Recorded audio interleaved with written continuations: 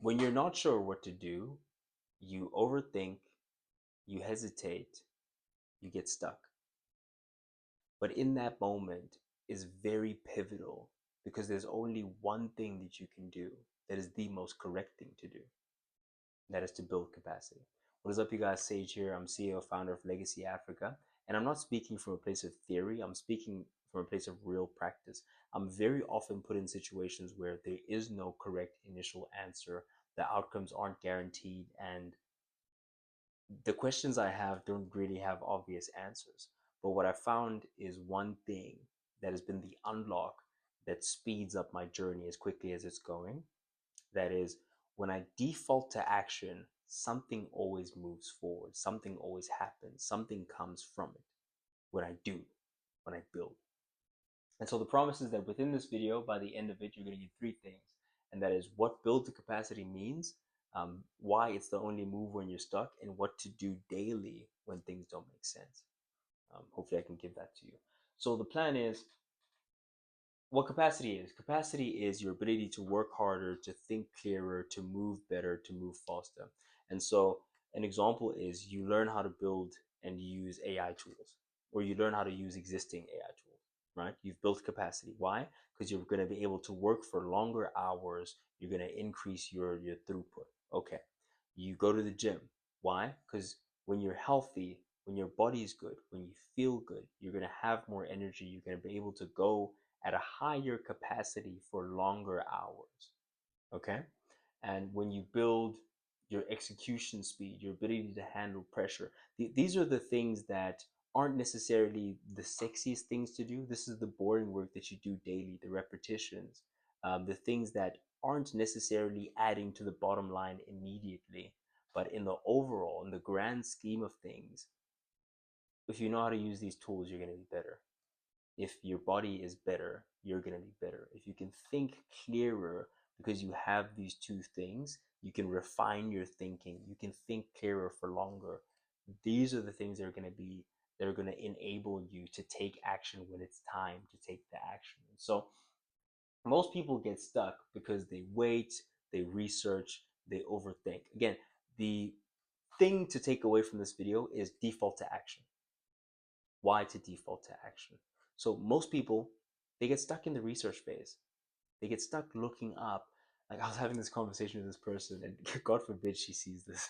I was having a conversation with her, and she said there's a big decision that she's making, and she's giving herself 3 months. I said, "Geez, 3 months." Most decisions, most skills. Let's talk about skills for a second, and then I'll tie it back. Most skills you can become proficient in within the first 20 hours of repeated effort within that skill. The issue is people delay the first hour of trying to learn that skill for a decade, for 2 decades.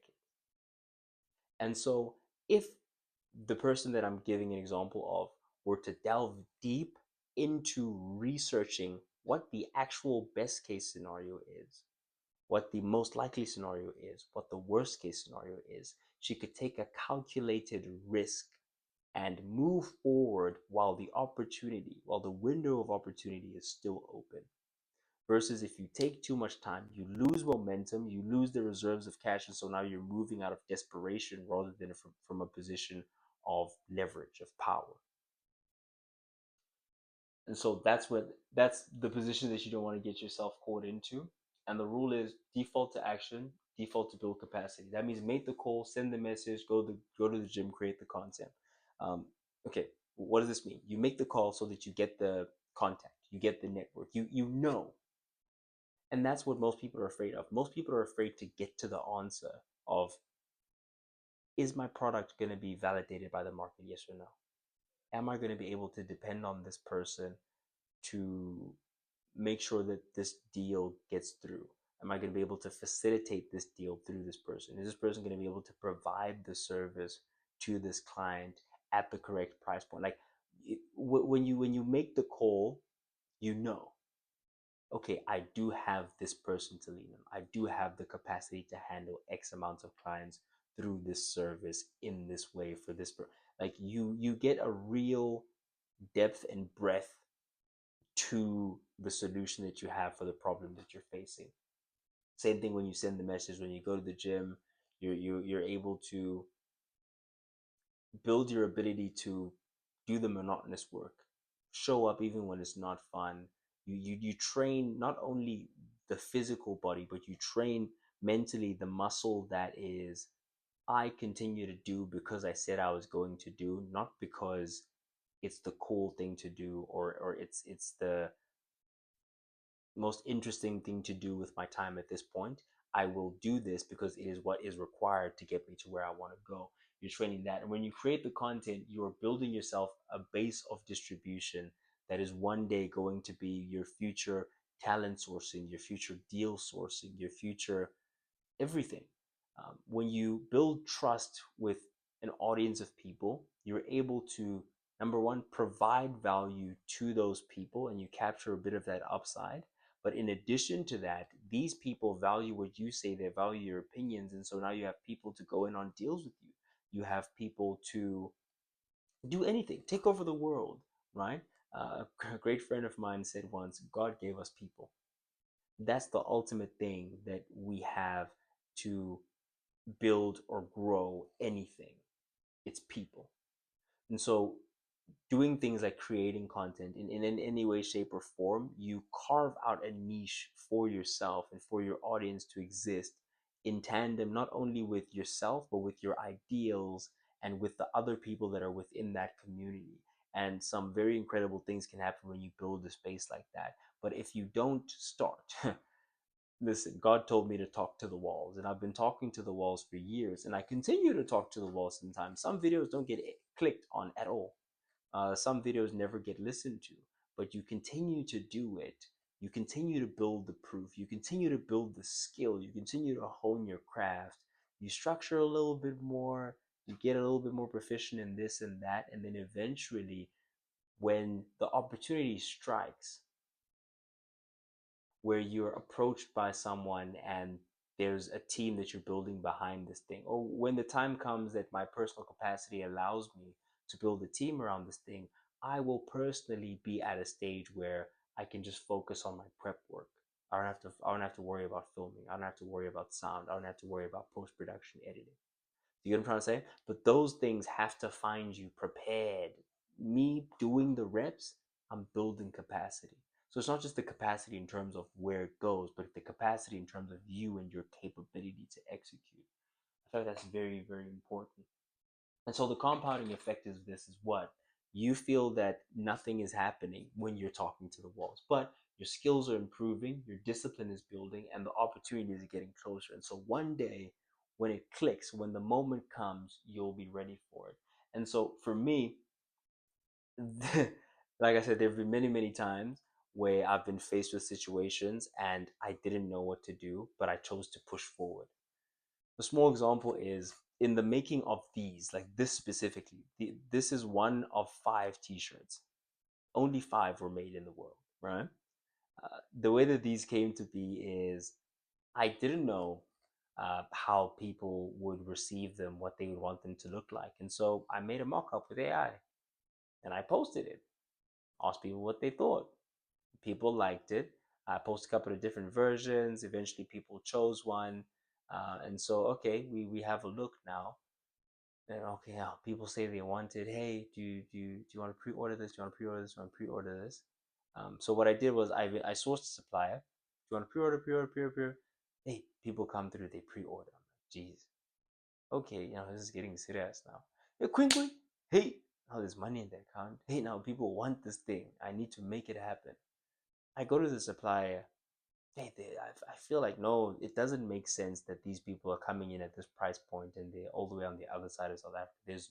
There's absolutely no way that I'm the first person on this side of the country to desire to make something like this or desire access to these things. Lo and behold, the people do exist. I hit the people up, we get the production done, I make the payment, I get the teas. Now I was like, geez, now how do I deliver? so, and so you run into these things, you run into these problems, but you run into them on the way forward, on the way as you are progressing. Um, and through that connection, hop, skip, jump. I'm today a partner in Office Cube, and Office Cube allows me to not only source branded materials like the exact same kind of t-shirts that I'm wearing, but so much more in terms of your IT, your text, like anything that businesses would need, I can supply through my partnership. At the very same time, I also am dealing with businesses directly and helping them grow with legacy. So as those businesses grow, I can supply them myself at a lot more reasonable rates than we as the small medium enterprises within South Africa would be able to get on a regular basis. And this is through multiple channels, through multiple fronts. And that never happens if I never go for it, if I never get the teas to begin with, because that's what had begot and started and activated the conversation. You know, that's just one example of when you press forward, something happens. That's been the truth of the matter in terms of my situation at Verities, is whenever I have pressed forward, something came out of it. Maybe not exactly what I wanted. Like immediately I get the money in the account. I'm like, okay, I'm gonna place this order now. The supplier pulls out on me. I'm like, whoa, what am I gonna do now? And so I had to scramble, make phone calls, boom, boom, boom. Eventually, I do find someone that is locally, that is actually a much better deal than what I'd signed up for to begin with. But again, that never happens if I never started.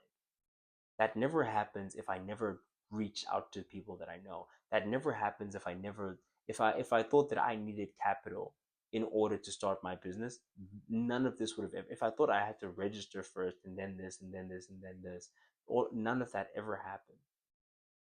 I, you validate the proof, you generate demand, you generate cash flow, you make the thing happen.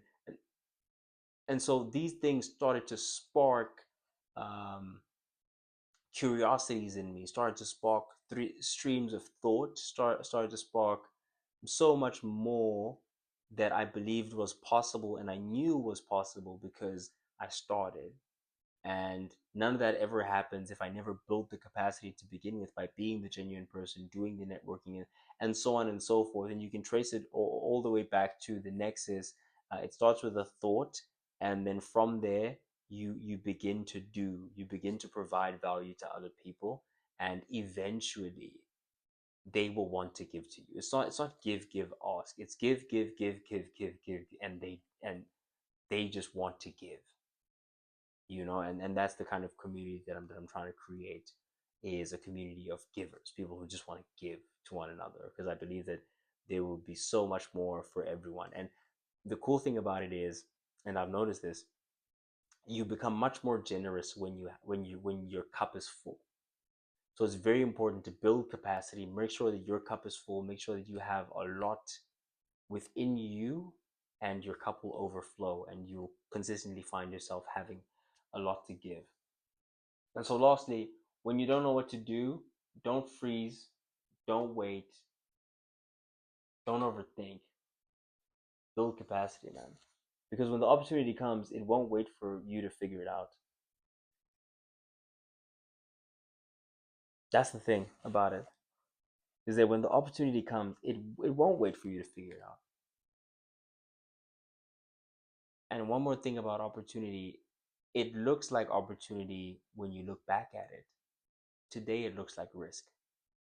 And so I told you those three tools, which is best case scenario, most likely scenario, worst case scenario. If the most likely is closer to the best case and I can handle taking the loss, I know what that looks like. I've made it feasible, because fear is 5 kilometers wide, 1 centimeter deep. In your mind, when it's abstract, it's so scary. But if you actually look at what would actually happen in the worst case scenario, you'll find that you can handle it. And when those moments come along, the moment won't wait for you to be ready. Rather, It will seek from you to capture the opportunity as it presents itself. Success is born from luck. It is the awareness of mind and the capability of the individual to capture the opportunity in that window of time. That is what begets success. Thank you. I hope you've gained some valuable insight from this. If you did, in fact, please hit that subscribe button. Thank you for watching. I have been Sage, standing on business. Signing out. Entrepreneurs, link description.